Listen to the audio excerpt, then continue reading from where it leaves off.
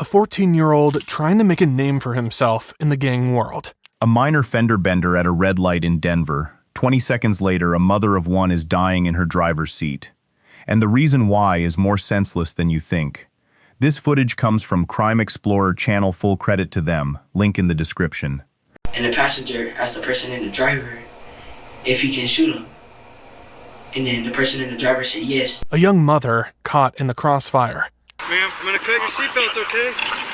I'm Officer Leffer with the Denver Police Department, okay? In a high-speed chase that ended in a life-altering interrogation. I'm sorry, Mom. Stop. This one reckless night shattered lives forever. This is like a big deal.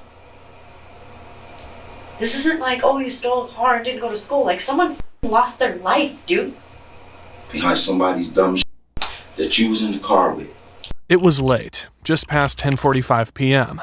The streets of Denver were quiet, but not empty.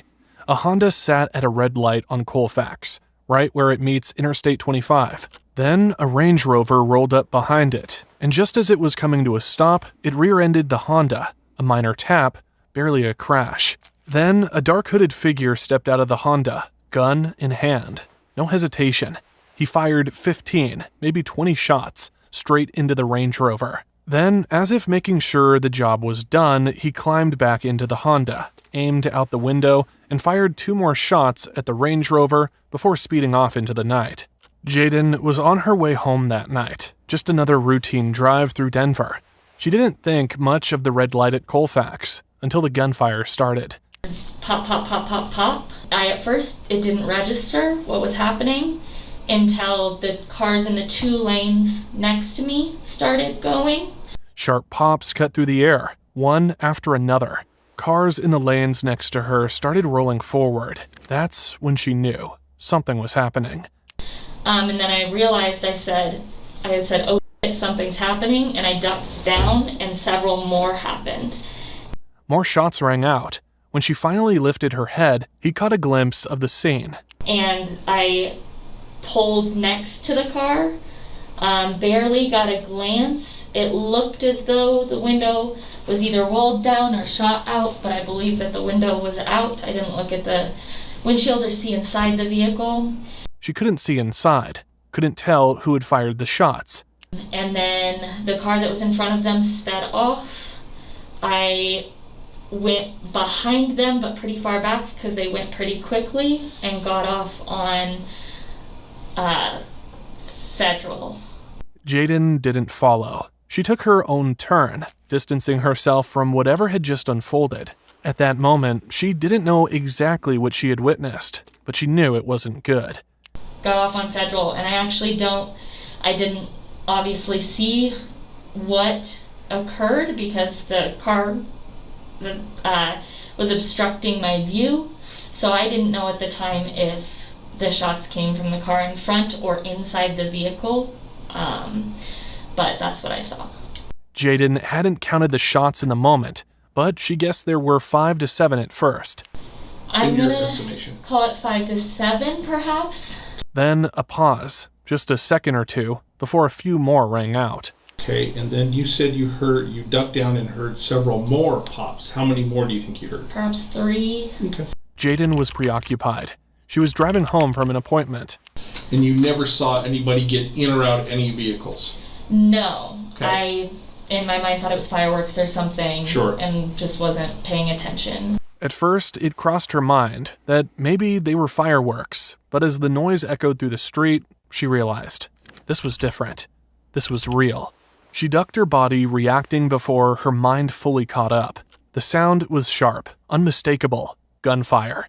She felt exposed, vulnerable. She ducked lower, hoping she wouldn't feel the sudden, searing pain of a stray bullet. I recognized the sound of gunshots, and I thought perhaps one was going to hit me. Fear didn't hit her right away. It was more of a delayed reaction, creeping in after the moment had already passed. But the thought stuck with her. If she had been just a little closer, just a little slower, maybe things would have turned out differently. Jaden wasn't the only witness. Many more experienced the same terror. Alex Martinez had been on his way home from a soccer game when the gunfire shattered the night. At first, he wasn't paying much attention. His music was up, drowning out the usual city noise. But then, flashes of light. His stomach dropped. That wasn't streetlights. That wasn't fireworks. I did not physically see the weapon. Okay. I seen the light from when you shoot the gun, and you have the light and the sound. Okay. So that's what I heard.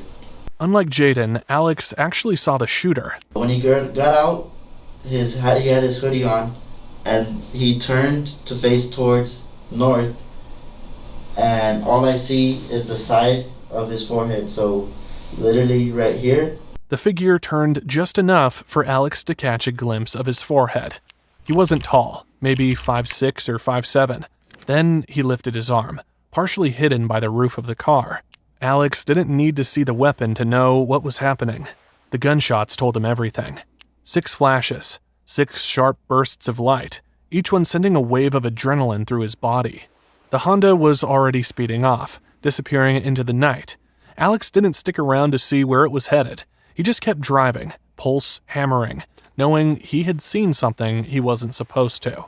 Meanwhile, first responders rushed to the scene. Officers and paramedics moved fast, closing in on the Range Rover where a woman sat slumped over, bleeding. Ma'am, I'm gonna cut your seatbelt, okay? I'm Officer Lipper with the Denver Police Department, okay?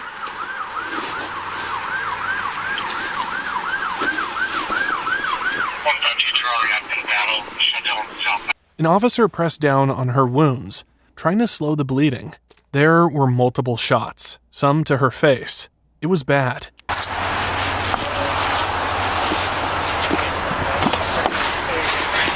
I'm just gonna keep some pressure on him, okay? Yeah. Hey, she took quite a few, about 4 or 5 rounds to the face. How many? Is just she the only victim? She's the only victim. She's only They worked quickly, checking for an ID, searching her purse. See if I can find an ID in her purse. Yeah. I don't know how you want to do this. You want to put the seat back so we can get to her? One of them called out, trying to get a response. Nothing. What's your name? Can you tell me your name?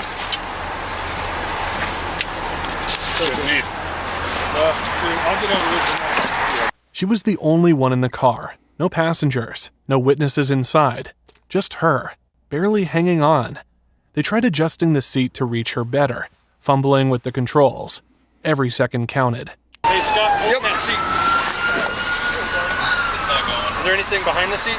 No. Call electric. Hang on, I got it. But the truth was already sinking in. This wasn't just another traffic stop gone wrong. This was a hit, and whoever pulled the trigger was long gone. An officer stepped around to the back of the SUV. Glass crunched under his boots. The rear window was blown out. The front of the car was no different. Bullet holes tore through the glass. He counted them, one by one. I counted 8 shots. 8? Yeah, there's one right above the left windshield wiper. So that's 2 out of, like right there. License plate, that's probably hers. That's the same one as on the back. Okay, that's probably hers.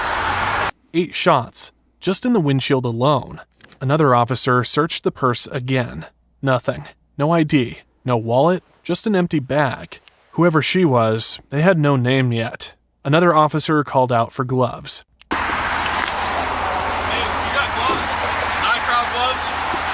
I got one. There's just one here, pick it up, and there's one over here, pick it up. Are you okay? What's your target? I photographed it. Evidence needed collecting. Shell casings, bullet fragments, every piece mattered now. Finally, an officer found something in the car with her name on it. Notice what the officers keep saying. No ID, empty purse, one victim. To them, she's still a stranger. She's Pamela Cabriales, 32, real estate agent, mom to a 6-year-old. She was just driving home from dinner. Might be a Pamela. Is that her birth? Yeah, I'm trying to find an ID. Is there more than anybody else? No, it's just one person. Could you hold that open while I look through it, please? Her full name was Pamela Cabriales. She was just 32 years old. Pamela was heading home after dinner with a friend that night.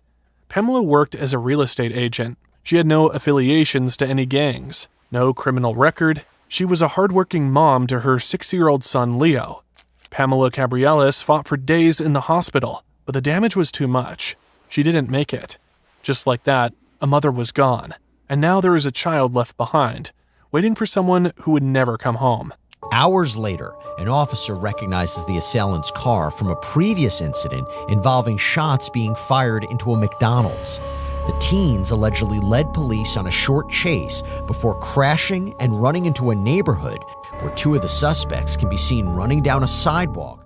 The next day, a Denver police officer spotted a Honda linked to a different shooting, a gang-related incident at a McDonald's where multiple shots had been fired. At the time, the officer didn't realize this was the same vehicle connected to Pamela's murder, but the people inside needed to be questioned. When police tried to stop the car, the suspects took off. A short chase followed, ending when the vehicle crashed. 3 teens bailed out, sprinting through a quiet neighborhood, before making a quick about-face and running in the other direction. Surveillance cameras caught 2 of them running down a sidewalk before suddenly turning back the other way. They hid in a nearby shed, but it didn't take long before the police closed in. And for police to respond and arrest all 3 suspects. Officers swarmed the area, cutting off escape routes. Within minutes, all 3 suspects were in custody. Authorities found spent shell casings in the car and also in the shed where they were hiding. The car matched the description of the shooting at Calfax, and also the same caliber shell casings. Are these 3 teens involved in Pamela's murder? Authorities need to find out. The first suspect was Remy Cordova. Since he was only 14, he couldn't be interviewed alone, so his mom sat beside him in the interrogation room. I'm going to advise you of your rights, and then I'm going to leave the room, and you 2 need to talk about whether or not you want to talk about this investigation or not. Okay? Did she just stop him from admission of guilt, or is she hardly able to believe what her son had gotten himself into? No one knows, but one thing was certain. The gang life had real consequences, and now Remy was a suspect in a murder case. Inside the police station, Remy Cordova sat with his mother, away from prying eyes. His mother warned him. The cops were asking if he went by something else. Is he Little Ro? She was a mother trying to protect him. She cut him off before he could admit. When the officers returned, the mood in the room changed. I'm done, so like it's totally different. Yeah. Are you guys done talking? Yeah. I'm going to turn the video back on, okay? Yes, sir. Do you have my phone number? The camera clicked back on, and it became obvious the mother knew that Remy was somehow involved. That was it. No explanations, no denials. Just a quick signature on the refusal form, and the interview was over. The officers shut off the video. Remy stayed silent, but that didn't mean investigators were in the dark. They already knew who he was, a name in their system, a face linked to gang activity, a juvenile record that spoke for itself. But the next suspect, he wasn't as quiet. 18-year-old Nishan Johnson, the driver of the Honda, had a lot more to say. The questions started right away. Where had he been? Who was he with? What happened that night? So, Nishan, I just want to figure out what's going on, what happened.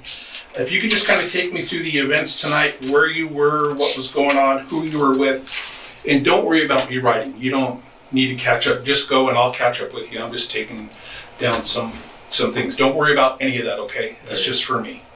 So if you want to just start, work backward or forward, however you want to do that. I mentioned westbound Colfax to I-25. Do you know what I'm talking about with that? No. Okay. When the officer mentioned Colfax and I-25, Johnson hesitated. He said he didn't know what that was about. The officer tried again, asked him to just walk through his night. Well, let's talk how just your night went where you were. Let's start with that. I was with my auntie and my god sister. Okay. It was like Jewel. It's like behind. It's Pharaoh and Jewel behind the McDonald's. I was there all day with them and chilling with them, and then I left. But around 12, 11? No, it was like 11. because I think police got behind us like around 12 o'clock. So they came and picked me up at 12. Johnson stuck to his story at first, saying he had nothing to do with the shooting, but the timeline started to get messy after he left Ant's place. When you mentioned 12, are we talking 12 noon during the day or 12 midnight at night? Like towards the night. Okay. I was there, I was at my baby mom's, then I left. And then I went to my cousin's. And then my partners came to pick me up. That's when the police got behind them. He said his friend had picked him up around that time. He said he started texting his friend around 9:55, telling him to be ready, and by 11, they had to come pick him up. At first, he made it sound like it was just one person, but then he slipped, referring to they. The detective caught it immediately. Okay, and I ask it because you say they. When you say they, it leads me, and I'm not trying to trick you, I'm saying they leads me to believe there's more than one person. Yeah. If you're not saying he came to get me, you're saying they came to get me. So who's with him when he comes? He had a partner in the car. Okay.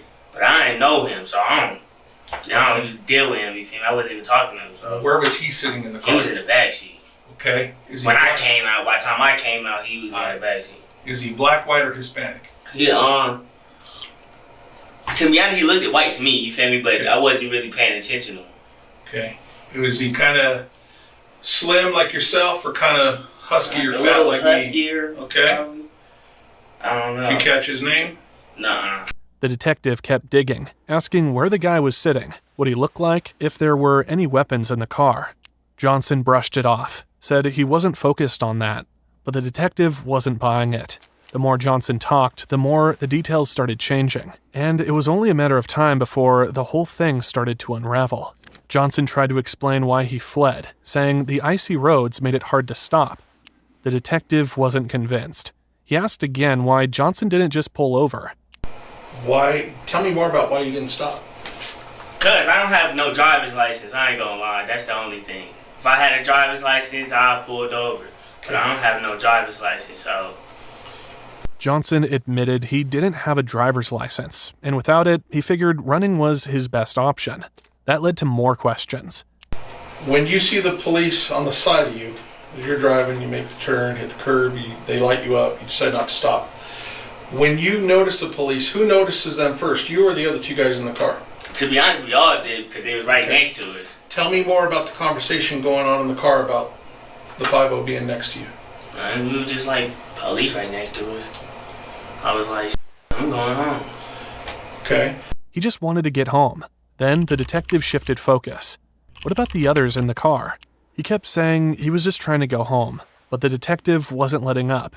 He knew there was more to the story, and Johnson's version wasn't adding up. Did Lil Roe or the guy in the car talk about being on one, or being that they had a heater in the car, or being concerned about the police bumping you guys up with anything in the car? Nah, see, they didn't tell me trying to worry about nothing. They was like, big bro, cool, you feel me? They was like, I guess they was trying to hide it from, cause I get on their ass, you feel me? If y'all doing something stupid, you feel me? Come to my house, nigga, we could eat, food, treat, whatever y'all want, y'all could come to my house. Y'all don't have to do no dumb, you feel me? Cause nigga, I just got through done doing that. Group home, foster home, so I don't want to be done in and out of jail. Nigga, I got 2 kids. I got 2 little girls, so nigga, anybody younger than me, I take them under my wing and I try to show them anything better. Okay. And they know if they tell me anything stupid, I'm gonna go off on them. So that's probably the reason why they didn't tell me nothing, whatever they did. Okay. Before they came, cause I've been on their ass, and then I wouldn't even got in the car. Like, what are y'all doing? Okay. Like, come on, cuz don't. I'm mad they put me in a predicament like this anyway. Like, nigga, don't put me in no predicament like that. But so, Nishan insists that he had no idea what the others were up to. He claims they didn't mention anything about weapons or being worried about the police. But as much as he tries to separate himself from whatever happened, the detective isn't buying it. He admitted he jumped out of the car and hid in a shed. He claimed he froze, waiting until officers found him. But the detective can tell there's more to the story. Nishan just isn't ready to say it yet. Nishan said the other 2 bailed the second they could. He had no choice but to scramble out too. He barely knew Denver. His real home is in Georgia. The detective listened but doesn't let him steer the conversation too far. So tell me more about getting into the shed. I was just in the shed and I went to sleep. After I went to sleep, I hear people, and then that's when I was in the shed, and that's when the dog came in. Okay. Dog come in. I'm surprised the dog didn't attack me. I ain't gonna lie. Like, I'm slick blessed today. Cause the dog didn't exactly attack me. He smelled me, walked away, smelled me again, walked away. And then after that, He thought maybe, just maybe, he'd get lucky. But when the SWAT team moved in, the dog went into full takedown mode. when the SWAT team came in, that's when he started tripping for real. Like when the dude said or some command, he was on it. And that's when he chipped me. He chipped my back and my foot. I was like, hey, I don't do none of that. I don't want to get bit. Whatever y'all say. Nishan didn't fight it. He didn't want to get bitten. He gave up as soon as they told him to. The detective pushes again. Was anyone else in the shed? Okay. And it was like, okay. At any time when you're in the shed, did you meet up with Lil Ro or the other white guy? No, they never came back. So was you in the shed all by yourself? Mm-hmm. Nobody else was with you? Nope. And was it in a front yard, a backyard? I was in like the back medium. Like that was weird type to be honest. Did you know whose shed it was? Nuh-uh. Did you know whose house it was? Nuh-uh. Nishan insisted he was alone the whole time, but the detective knew he was lying, and Nishan's version of events is only getting shakier. The detective doesn't let up. He circles back, asking Nishan to walk through every moment again. Who said what, who did what, and exactly how it all went down. What is the conversation in the car?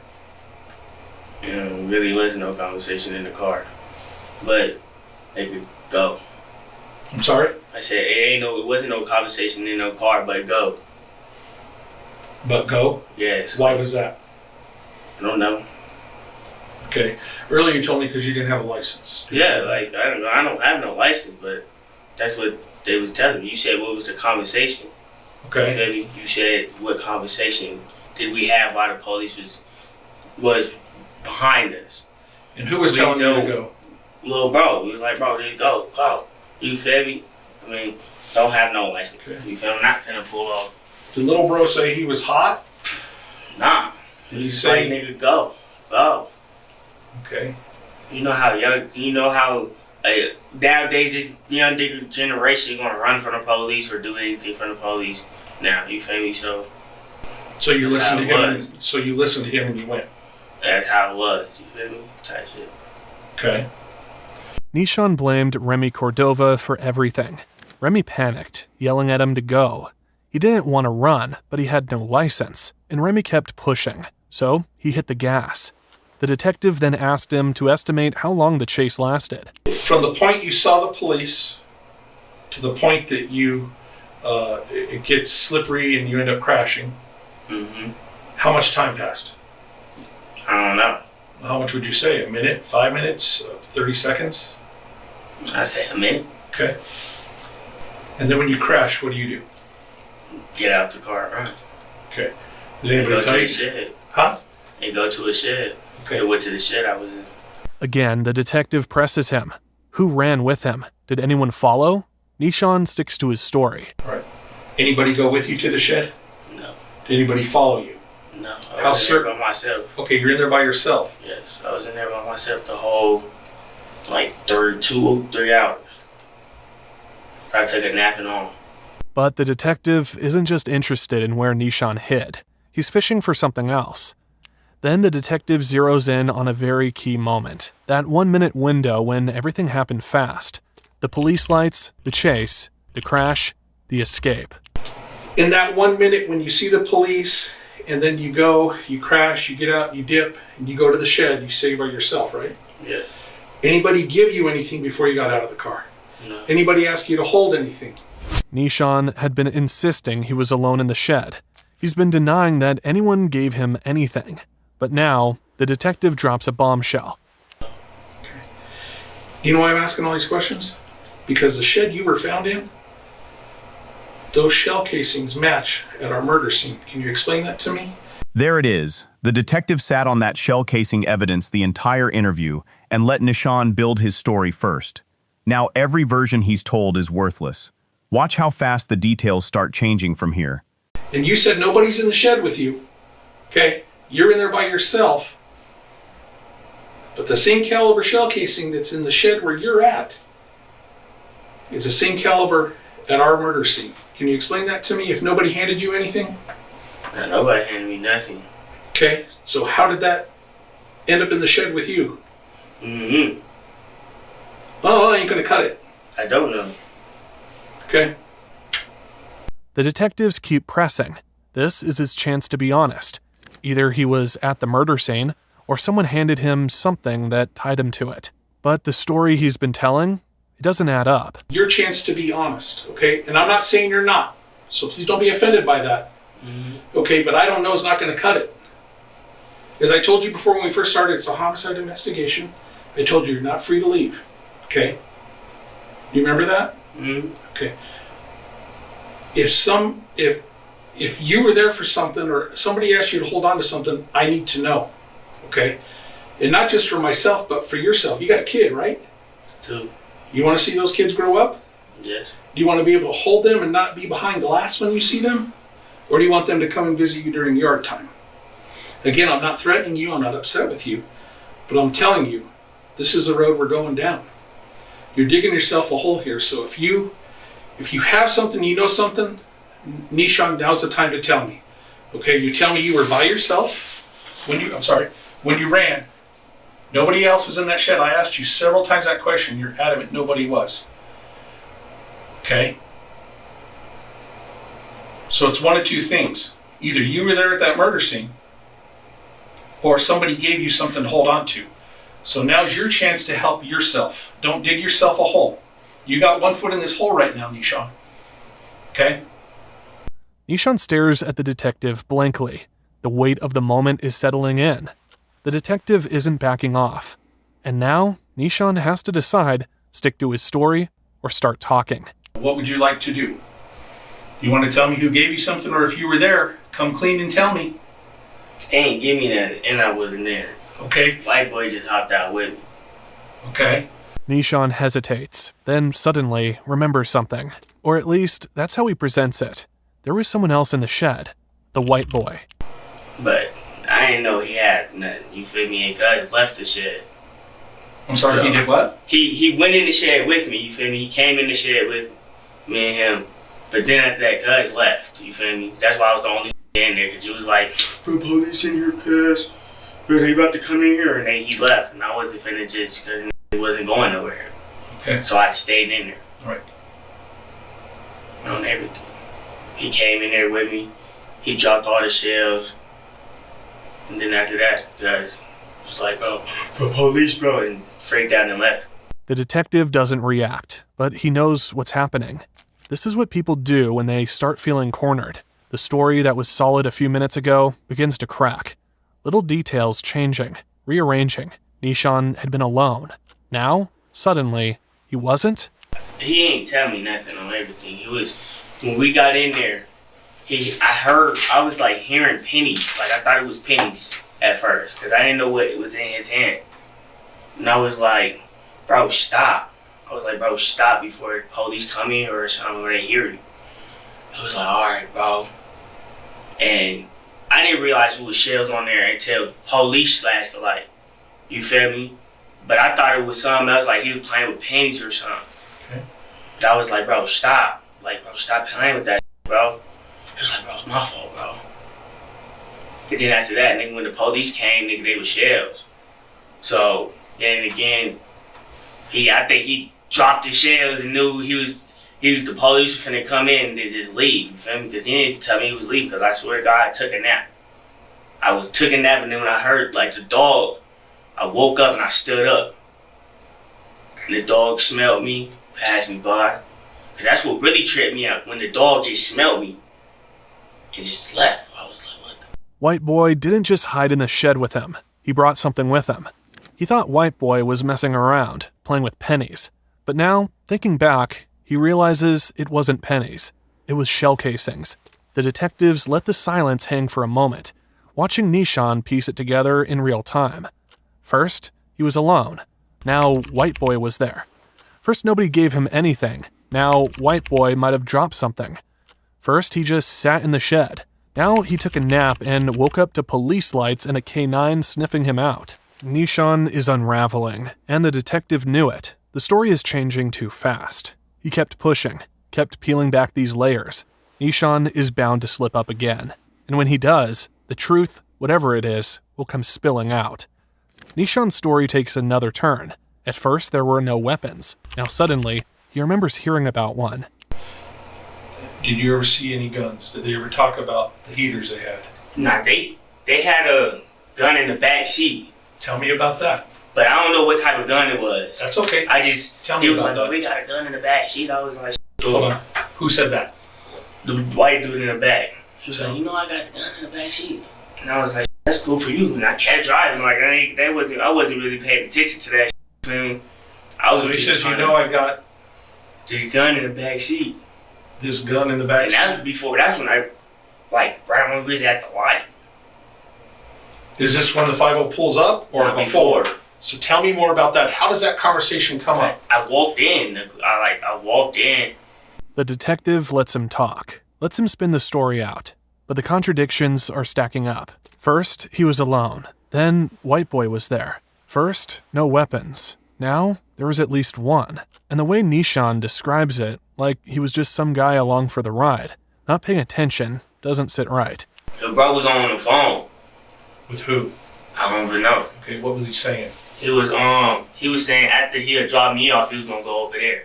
After hours of questioning, the detective knew they aren't getting much more from Nishan. He's not cracking, but he's not exactly holding steady either. His story keeps bending, shifting, reshaping itself under pressure. If they want answers, they'll have to look elsewhere. So they move on. The next person in line? The so-called white guy. If Nishan was telling the truth, at least this time, then this other teen might have more pieces of the puzzle. Maybe his version of events might clear things up. Now, since he's a minor, his mother and stepfather were present at the time of the interview. Remember, Remy and Nishan both denied any involvement in the shooting, but when asked about the night in question, the teen comes clean. Just kind of run me through, when I mentioned this location, do you know what I'm talking about? At Colfax and I-25? He just said it like he's ordering food. His friend asked permission to shoot. The driver said yes. No argument, no threat, no words exchanged. A bumper tap at a red light. That's the whole motive. Tonight? Or what happened last night? Can you take me through that? Just from the beginning there? Who you were with? What was going on? I was with my friends. Okay. He was driving. Right down I-25, whatever. And then we stopped, and then the car hit us in the back, smacked us. And then my friend in the front, he asked the person in the driver's seat if he could shoot at him. And he got down and started shooting him. Okay. The detective pushes for details, repeating what he heard to make sure he's getting it right. I didn't hear you quite. So, if I have this wrong, correct me. You said you were stopped at a light. We were stopped at a light, and someone came from behind us and smacked us with their car. Okay. And then that's when my friend and the passenger asked the person in the driver if he can shoot him.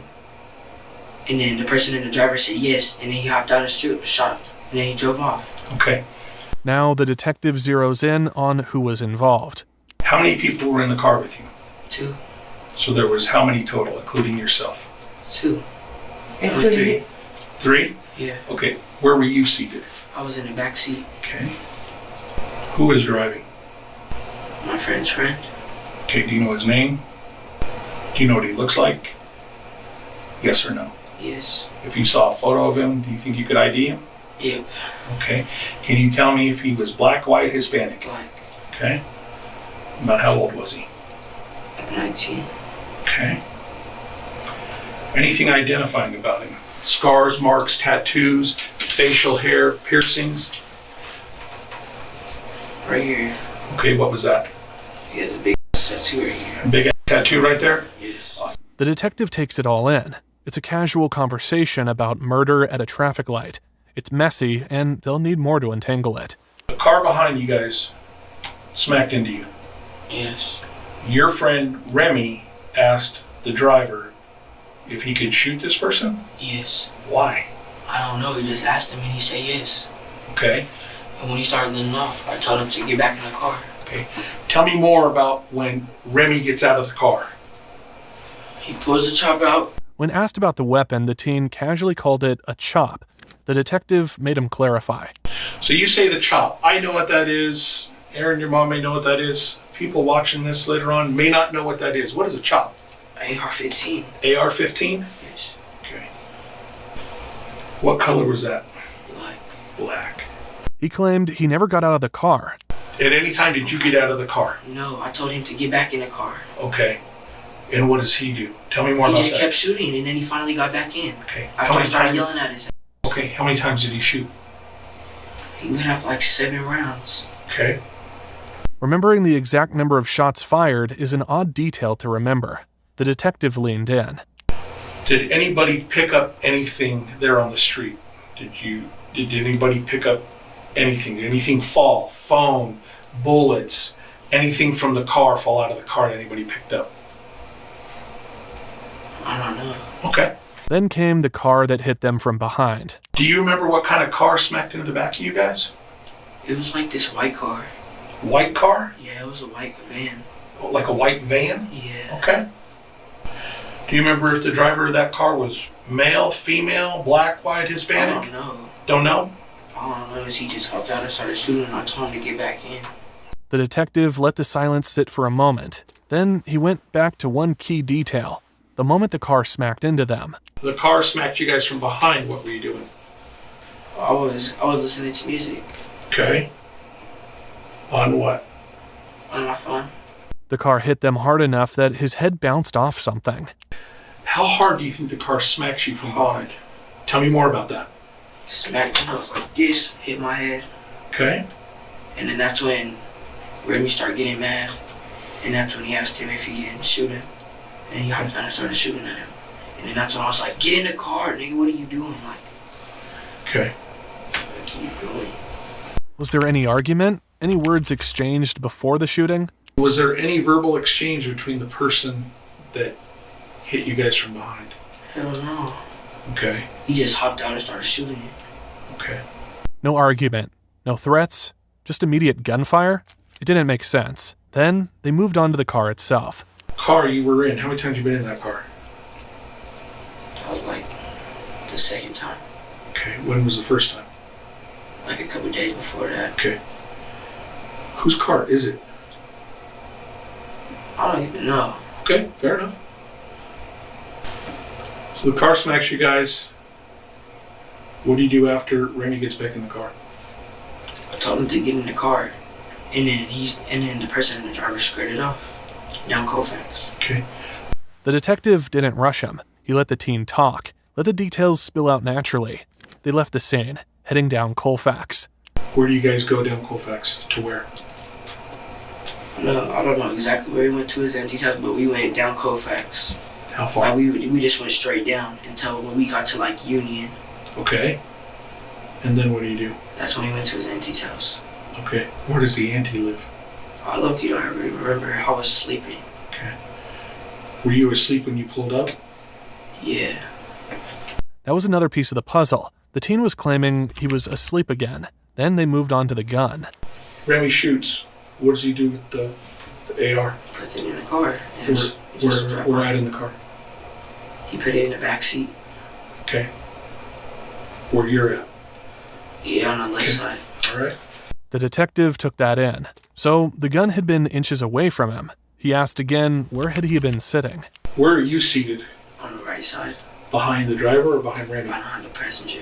Okay, so you're behind Remy. At first he puts it in the car and he has it next to him, like right here on the floor. Okay. And then he puts it into the back when we're going down Colfax. After the shooting? Yeah, after when we get closer to his auntie's house.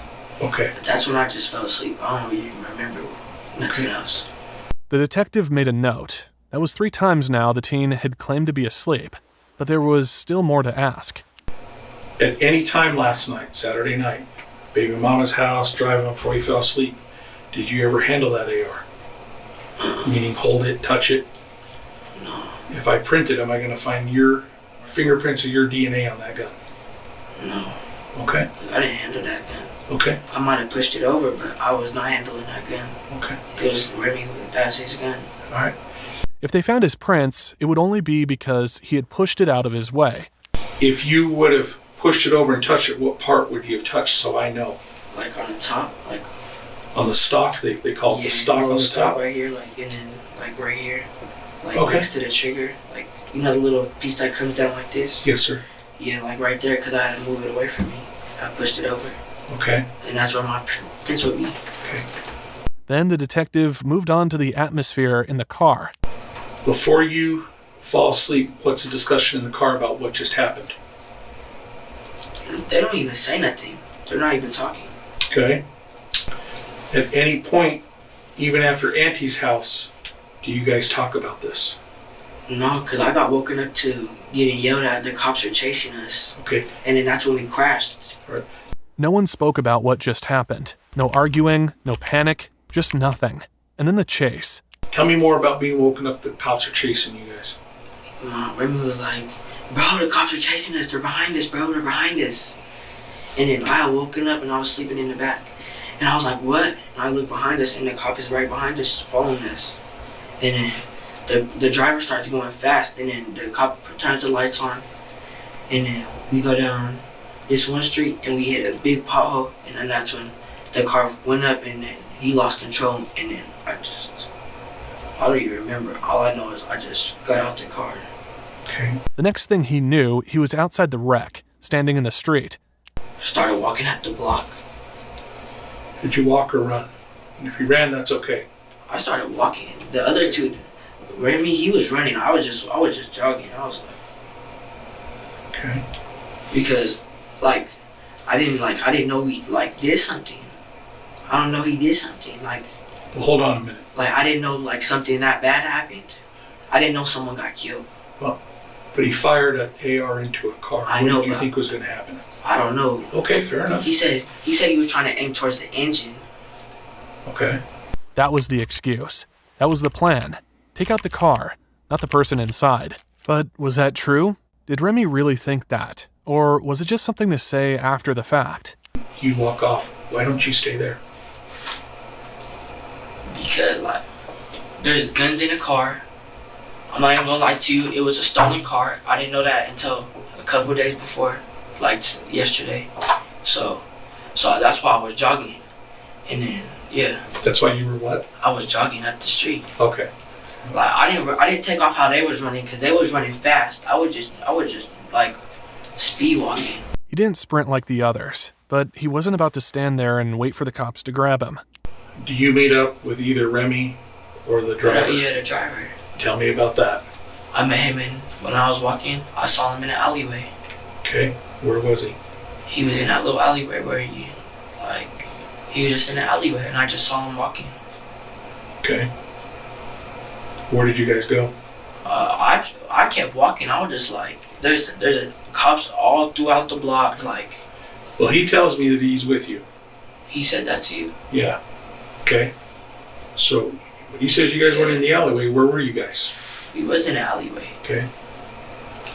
That's where I saw him first, but then after that, we went out of the alleyway into the neighborhood. Okay, tell me more about going in the neighborhood. We started walking through the neighborhood. Okay, where do you go? I don't know, over there in Lakewood, but we were just walking around the blocks and we just seen there was cops on every single block. Okay. Where were you found? I was found in the alleyway. Okay. In what? It's the alleyway. I was just walking down the alleyway and they told me to freeze and get on my knees. Let me get to the point. Were you in a shed? Yes or no? No. Never in a shed? No, I wasn't in the shed. I might have been in someone's backyard, but I was not in the shed. Okay, if you were in a backyard, who were you with? I was with the driver. Okay. What'd you and the driver discuss? We didn't discuss nothing. I was just like, bro, I'm not finna get in trouble for this. And I just walked out the alleyway. I was like, I do not care. Like, bro, I didn't do shit. Okay. But what am I getting in trouble for? For y'all doing it. Okay. And I apologize about earlier about the hypothermia. That's not you. That's my fault. Okay. So I apologize about that.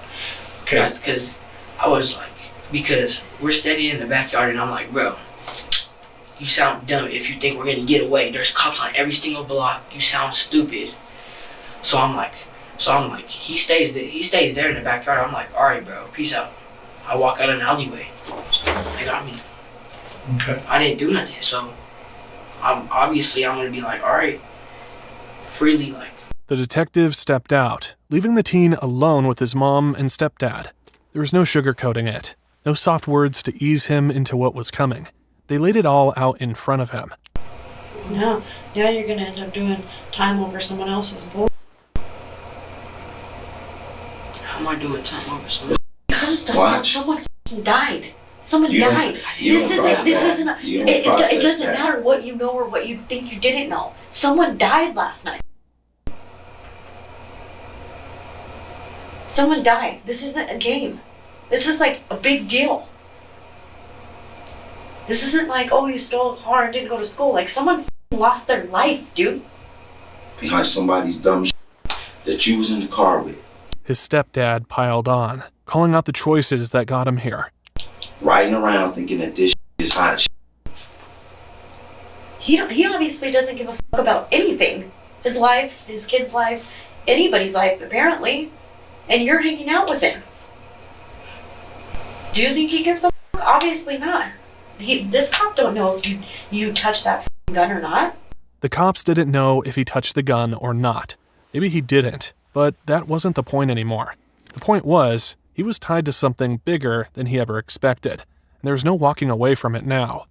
The detective returned, no longer just asking questions. Now he had something concrete. This next question is important, okay? All right. I'm going to ask you this. Be honest with me. Okay? All right. Did you shoot? No. Okay, and I'm asking you that because... Did I say I did? Here's the pressure point. A witness reportedly described the shooter down to his clothing and said it was him. He denies firing, but he does admit his DNA will be on that rifle. Listen carefully to how he explains that. Someone independent said they saw you. They described you to a T and what you're wearing, that you were the shooter. I promise I was not the shooter. Okay, well, I promise I ain't going to cut it. I wasn't the shooter. So, Remy hopped out and shot him. Okay. The detective wasn't interested in promises. He wanted proof, and when he brought up DNA, the teen hesitated. So again, when I swab for DNA, am I going to find your DNA on that trigger guard on that rifle? On that AR-15, am I going to find your DNA? Probably because I moved it, yeah. He had touched the gun. He had moved it, but that didn't mean he fired it. Someone said it was me. Yes. Yes. I'm going to step over here real quick. Okay. Someone said it was me. Yeah. Okay. I know I didn't shoot. I know for a fact I didn't shoot.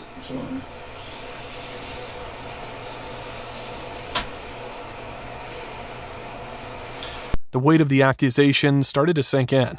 His mother couldn't control her emotions any longer. Help me explain why I should believe you. I mean, you don't have to believe me, but... No, he has to believe you, dog. That's the thing. All right. He repeated it again, almost to himself this time. He knew he didn't shoot. Look. Listen to me. I know I didn't shoot that gun. I know I didn't because he even asked Rashawn if he can shoot before he even shot the gun and hopped out. The detective told him point blank he wasn't buying his whole sleeping story. A shooting had just happened. Someone was dead, and the teen expected him to believe he fell asleep? And all those times, how many times after that have you fallen asleep? Because you know how many people sat in that chair and told me the same thing you're telling me? Because I don't believe you. Okay. I never felt like I really fell asleep. Well, I find it hard to believe you when just... we was at his auntie's house, I really fell asleep. Okay. I was just laying down in the back with a blanket, sleeping. So you've just witnessed a shooting that's turned into a homicide, and you're telling me now you've fallen asleep? I know you didn't. But my point is somebody shot with an AR-15, a high-power rifle, and you're telling me within an hour after, within 30 minutes, you fall asleep? I really did fall asleep. Okay. For real. I really, for real. Okay. I really did fall asleep in the back. Okay. And then they woke me up saying the cops were behind us. Who's they? Remy and Rashawn. Okay. Did you ask them to stop? Huh? Did you ask them to stop? Yes. I was like, bro, why are you going so fast? He was just going fast. Tell me more about that. And he just going fast, and he just smacking everything in his way. And then we get to the main street, and we go down. It's a hill. Boom, pothole. Flip up. I hit my head, and then I don't remember it. I just hopped out. Okay. All I know is I just started flying around in the car and hitting my head on everything. All right. The detective leaned in, watched the teen closely. He really had nothing to hide.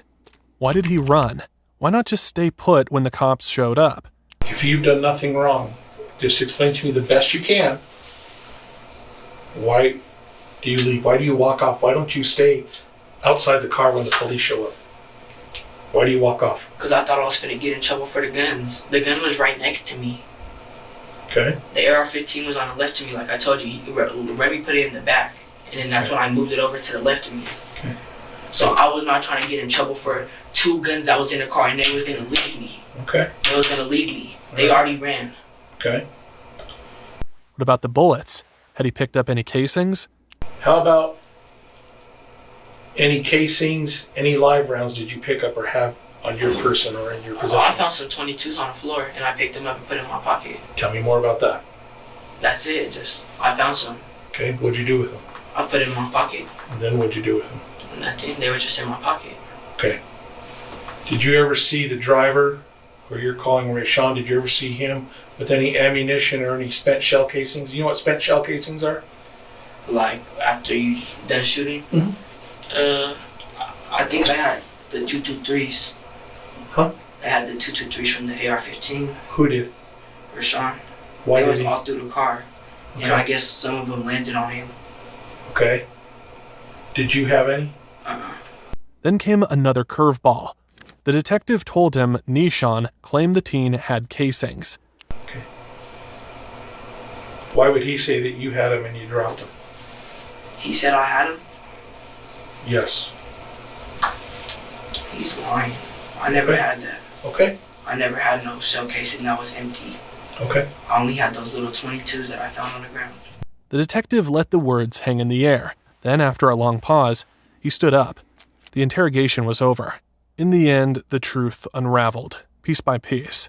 The teen's story had gaps, and the detectives knew it. But the bigger picture was clear. Remy Cordova had pulled the trigger that night, and Pamela's life had been stolen in an instant. Prosecutors later revealed Cordova's motive. He was trying to climb the ranks in the gang world. Remy Cordova was accused of trying to impress gang members when he fired at Pamela Cabrielas' car. His case was too severe for juvenile court, so it was moved to district court. He was charged as an adult with first-degree murder and first-degree attempted murder. The second charge came because another driver had been in the line of fire, though they weren't injured. In court, Remy Cordova spoke to Pamela's family. I want y'all to really know I feel for y'all, and I understand completely, and I'm terribly sorry for the pain that you guys feel. But I cannot take responsibility for something that I did not do. In November 2023, Cordova was found guilty. He was sentenced to life in prison with the possibility of parole in 40 years. At just 16 years old, his fate was sealed for decades. Nishan Johnson, the driver that night, didn't escape justice either. In June 2023, he was convicted of multiple charges, including second-degree murder, criminal attempt to commit manslaughter, and vehicular eluding. He was sentenced to 35 years in prison. The third passenger, the teen from the interrogation room, didn't face any charges related to Pamela's murder. His story may have been messy, but in the end, the evidence didn't place him at the trigger. As for Pamela, her family refuses to let her name fade. Her memory lives on through her son Leo. Both my son and I have gone through all grievance stages. What do you do when your child asks you, who's going to take care of me if you die, Daddy? I'm sad because I don't want to lose you. I remember going to this place with my mommy before she died. A GoFundMe set up for Leo's college fund raised nearly $70,000, a testament to the love and support she left behind. Some choices seal your fate before you even realize it. A gun fired, a young mother gone in an instant, a teenager who thought he was chasing power, but found himself locked behind bars for life. This wasn't just a crime, it was a ripple effect of irreversible damage. Pamela never got to see her son grow up. Leo will only know his mother through pictures and stories. And Remy, who pulled the trigger, he traded his youth for a prison sentence that will outlast his childhood. Violence doesn't make anyone untouchable. It only leaves behind the wreckage of what could have been. If you found this case as shocking as we did, don't forget to like this video, subscribe for more true crime breakdowns, and comment your thoughts below. Every case has a story. Let's make sure they're not forgotten. Remy Cordova was found guilty and sentenced to life with parole possible in 40 years. Nishan Johnson got 35. The third teen walked on the murder charges entirely. Do you think that third passenger should have faced charges too? Tell me in the comments. And subscribe. We break down a new case every week